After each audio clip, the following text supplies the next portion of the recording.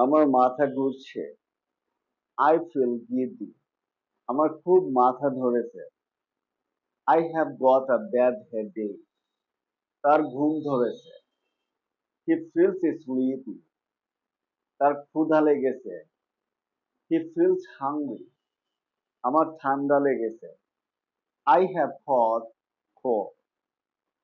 তার চুলে পাক ধরেছে। His hair has begun to turn gray.